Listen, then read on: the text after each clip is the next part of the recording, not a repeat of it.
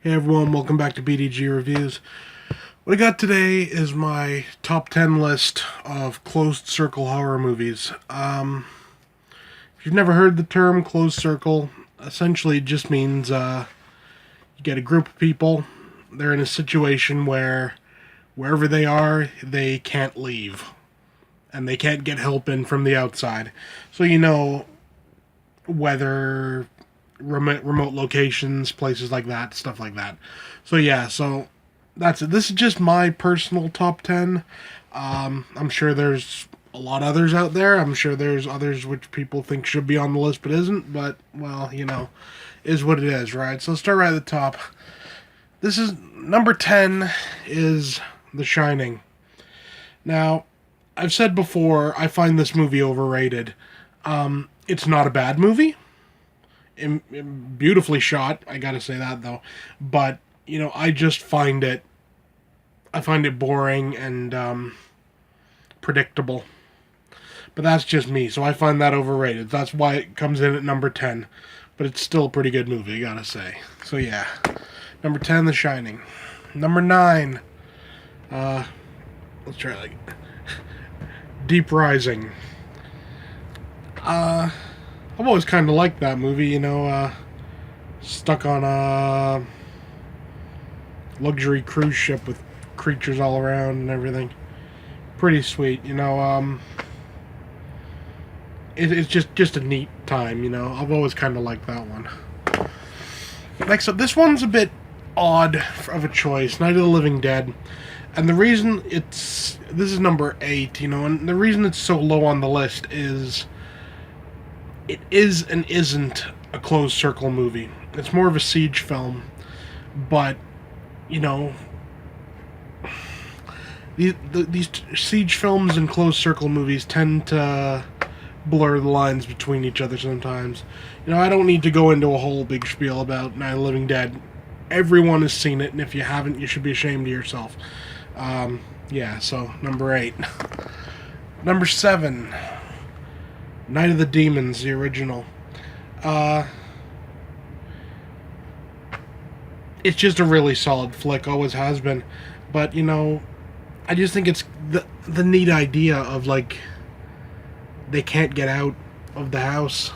And the fact that it's not weather or attackers from the outside, it's like a supernatural force keeping them in, I think is pretty sweet. So, yeah.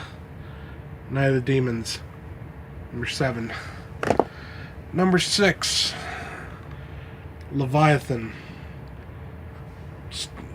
Underwater horror. I love underwater horror. There's not enough of it, really.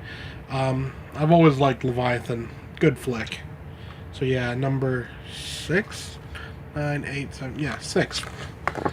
Number 5, Demons. Stuck in the theater. Can't get out, can't get help in.